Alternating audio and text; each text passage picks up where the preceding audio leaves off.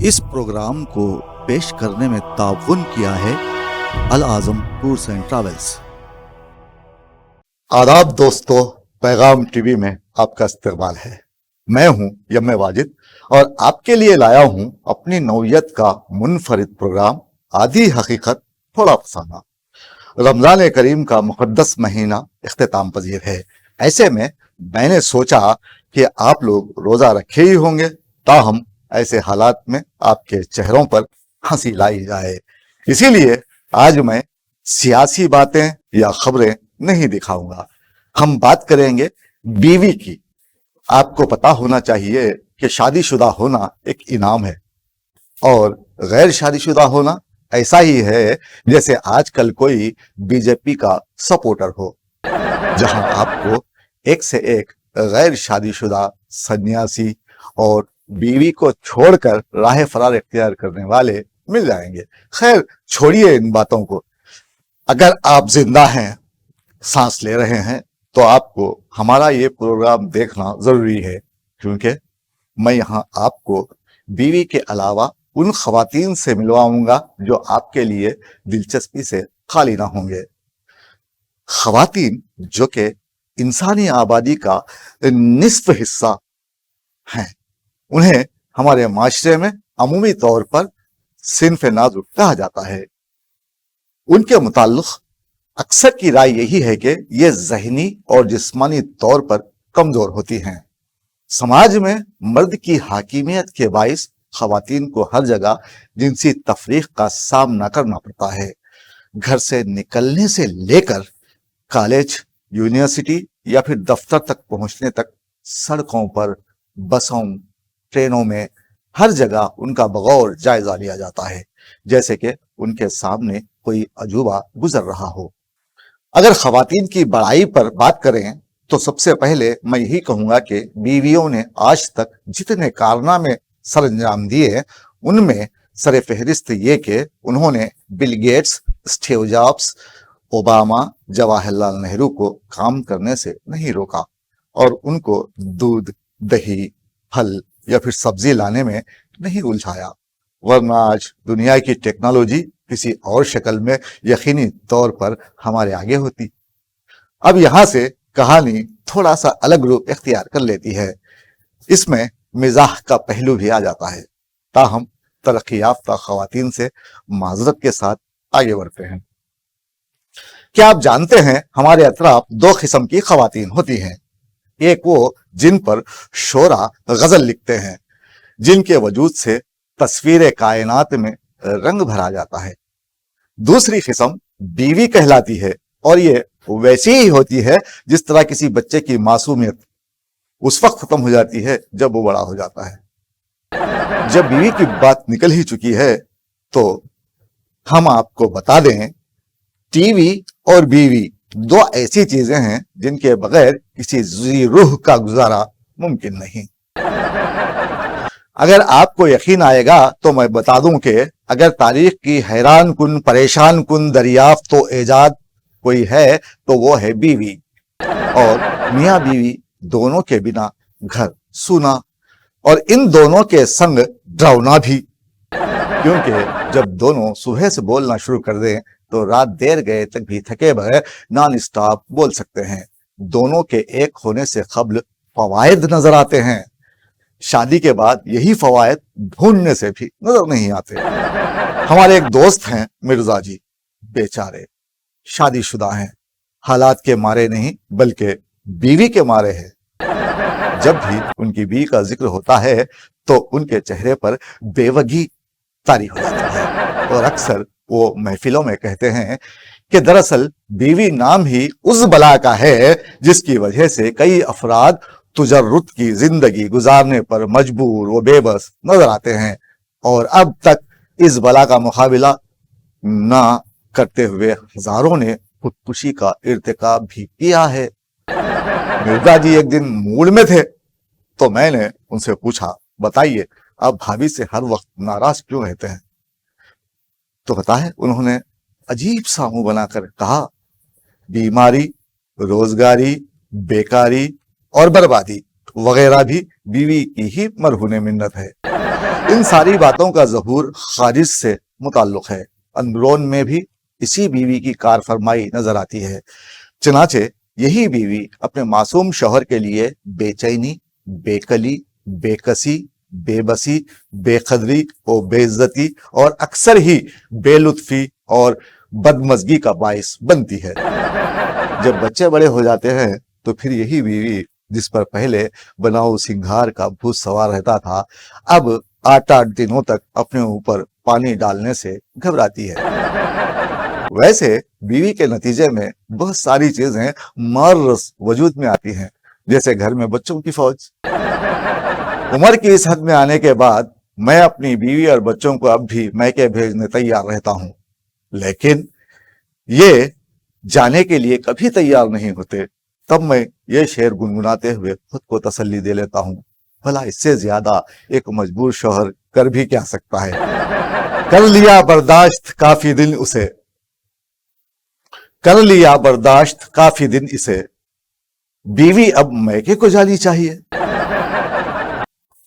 अब हम ठहरे नौजवान आदमी, मिर्जा जी हालांकि हमसे बड़े हैं लेकिन यारों के यार हैं। हम खला में परवास के ख्वाहिशमंद और वो बेचारे मिर्जा जी जो कि मजलूम शौहर हैं लेकिन उनका दिल आवारा है। दरअसल मूंगफली और आवारगी में खराबी यह है कि आदमी एक दफा शुरू कर दे तो समझ में नहीं आता खत्म कैसे करे।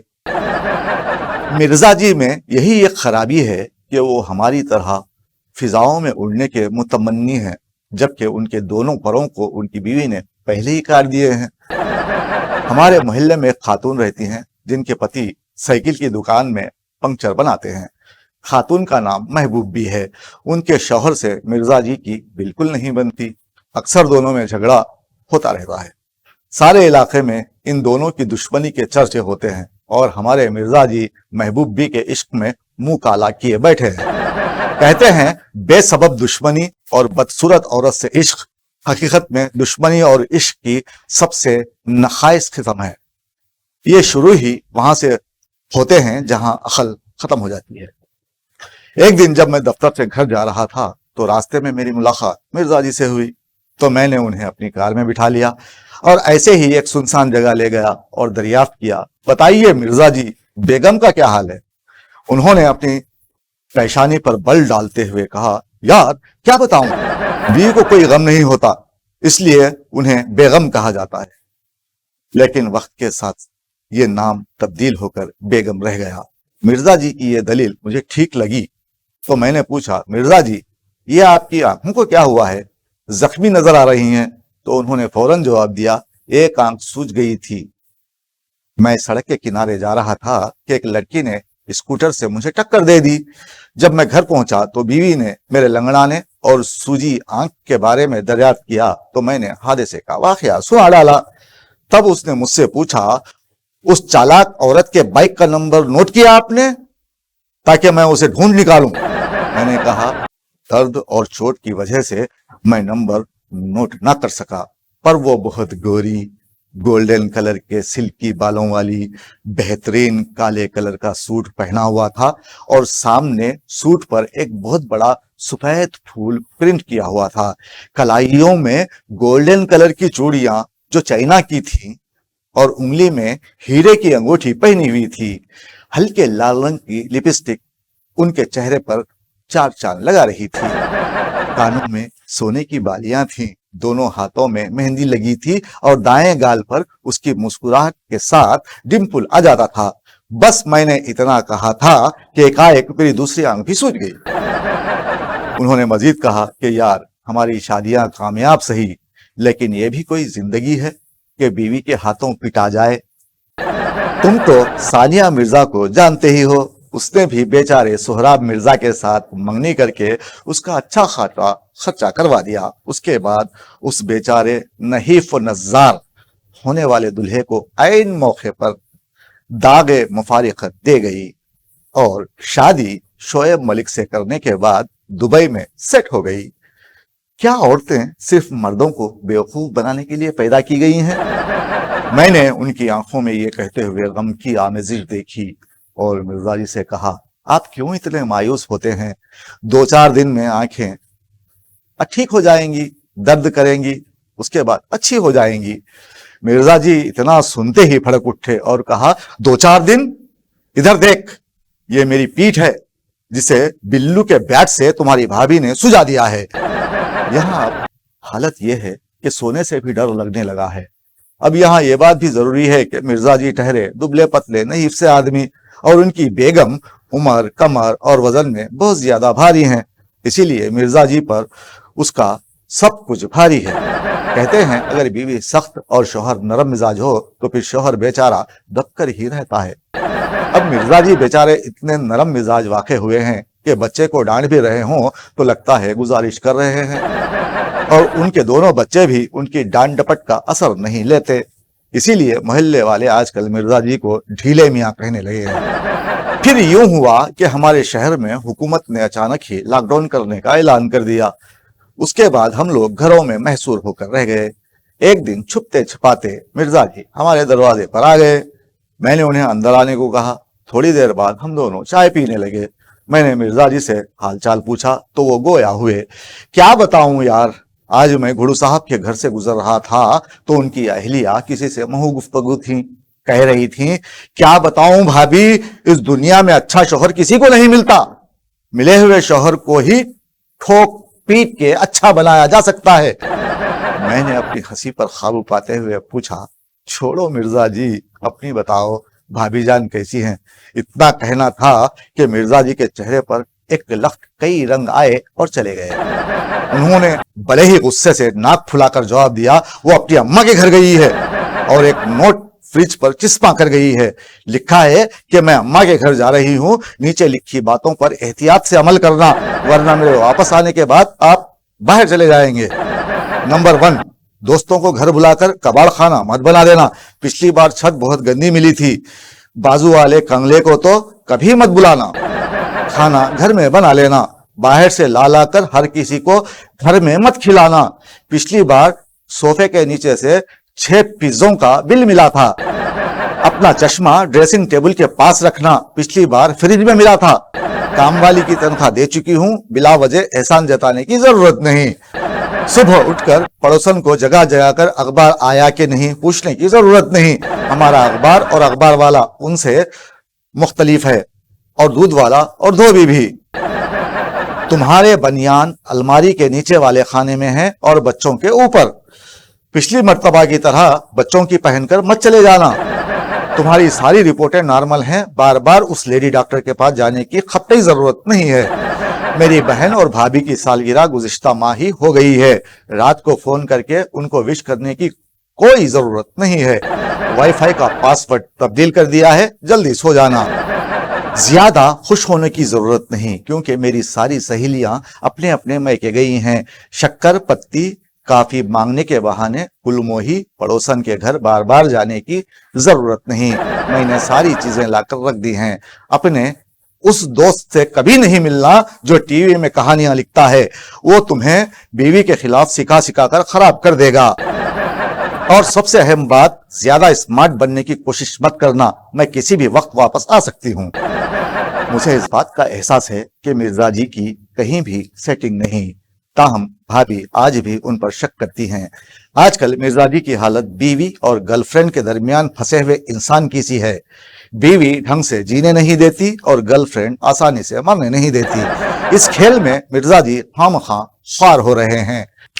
دوستو، آج میں آپ سے یہی کہنا چاہوں گا کہ خوش نصیب ہوتی ہیں وہ خواتین جن کو اچھا جیون ساتھی نصیب ہو، کیونکہ جب عورت خود کو محفوظ اور مکمل محسوس کرتی ہے تو معاشرے میں ایک مثبت کردار ادا کرتی ہے، وہ اپنی کاوشوں کو ملکی اور معاشرتی تعمیر میں استعمال کرتی ہے، نہ کہ ایک بے حس معاشرے کے بے تکے الزامات پر خود کو صحیح ثابت کرنے میں ضائع کرتی رہے۔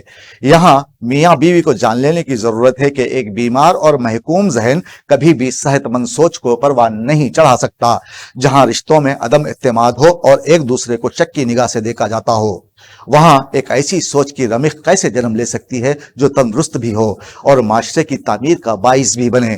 یہ وقت کا تقاضا ہے کہ ہم اپنے رشتوں کو مضبوط کریں तभी हम कह सकते हैं कि एक हुस्न तसव्वुर है जो जीस्त का साथी भी, एक हुस्न तसव्वुर है जो जीस्त का साथी भी, वो कोई भी मंजिल हो हम लोग नहीं तन्हा। दोस्तों, हमारा ये प्रोग्राम आपको कैसा लगा? अगर अच्छा लगा हो तो हमारे चैनल को सब्सक्राइब जरूर कीजिए, साथ ही साथ अपने कीमती कमेंट्स से हमें नवाजें ताकि हमारी हौसला अफजाई हो सके। आप देख रहे थे पैगाम टीवी। मुझे दीजिए इजाजत। आदाब, शब बखैर।